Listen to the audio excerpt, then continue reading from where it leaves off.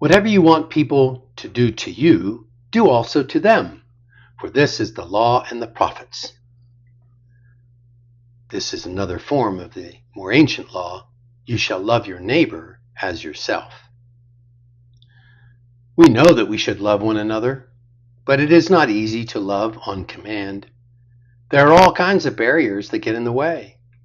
The people we are supposed to love can be decidedly unlovable at times. They have all sorts of problems and character defects. They behave in ways that make it very hard for us to love them. When we look at our neighbor, what do we notice? We see a basement full of horrible beasts, and we think, if it wasn't for those beasts, I could love that person. It is hard to ignore errors. We do not deal well with imperfections. We tend to focus on the flaws and shortcomings of other people. What part of us is seeing the faults in others? Is it our higher self? It's more likely to be our beasts that look at those beasts and think how terrible those beasts are. If a person gets into the higher level of being where the divine love flows through to others, there can be a wonderful feeling of acceptance and love. We do not need to focus on people's errors, perversions, or mistakes. It is only when we are acting out of the lower self that we are harshly critical and intolerant. It is the nature of the lower self to find fault, although the faults in another may be nothing compared to the faults inside of us.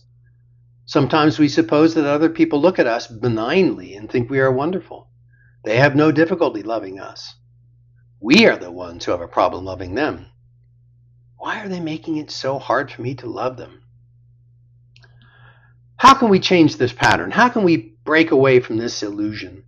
One way is to put ourselves into the other person's position. If you could get inside another person and live their life, even for a short time, wouldn't you have an entirely new way of interpreting their behavior? Then you would be seeing them from the position of their real life instead of what you imagine they are like and what you would do in their situation. Since we do not live inside other people, our judgments are distorted and false.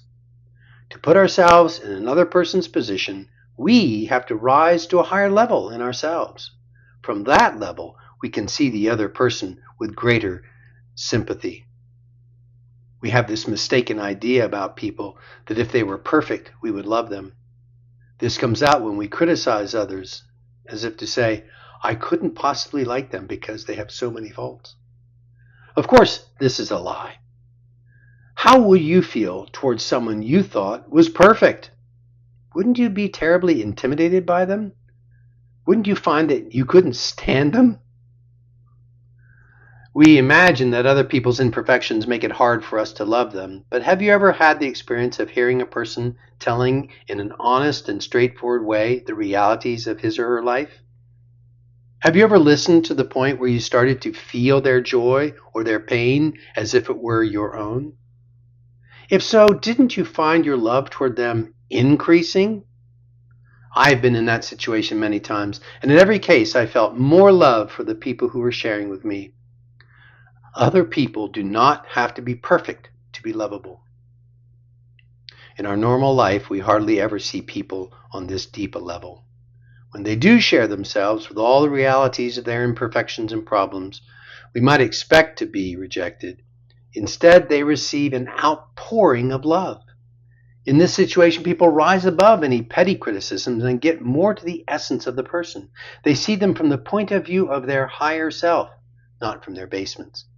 They don't notice the cracks on the wall, tottering chimney, or their unruly beasts. They look past all their flaws and start to tune into their better qualities. When this happens, they feel love for the people in whom they could previously only notice flaws. Think of the people you do not like in your life. How do you remember that you do not like them? Doesn't this take effort? Don't you have to keep reminding yourself, I don't like this person? To do this, you have to recall why it is you don't like them. Your mind will have to dig up some negative event in the past if you want to keep an attitude of dislike. Why not put a similar effort into remembering that you love them? Why not put effort and attention into lowering the barriers and really coming to see the other person in a more understanding way? The golden rule is not do unto others as others do to you, but do unto others as you would wish others to do unto you. And wouldn't you like other people to regard you with compassion for your problems and blemishes? Think of someone you are having difficulty getting along with. The difficulty could be large or small.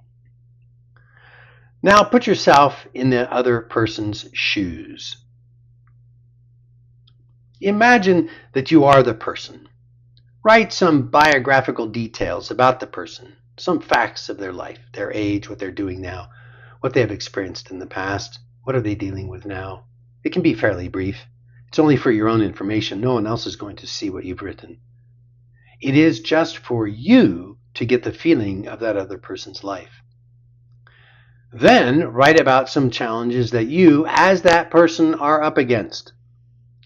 In other words, you might write, I am Frida. I was born in 1946. I've been married and divorced. I've been alienated from my children. I have a difficult time making ends meet. My job is not very interesting and does not pay well. It might help to assume the other person's typical body position. Maybe the person you are thinking of always sits bent over with eyes downcast. Then you could sit that way, just to help you get inside the person and begin to feel their life as if it were your own. Once you've completed this task, notice if you have a different sense of the other person in your relationship.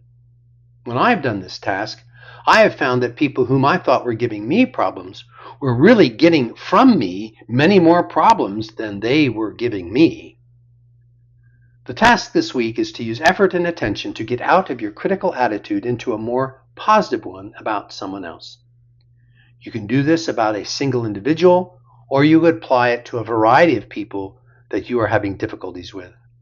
The task involves 2 steps. First, put yourself into the other person's shoes. And then second, instead of dwelling on negative things about the person, make an effort to dwell on something positive about them. When you have a negative thought about another person, use effort and attention to put yourself in his or her shoes. Find one positive and true thought about the same person.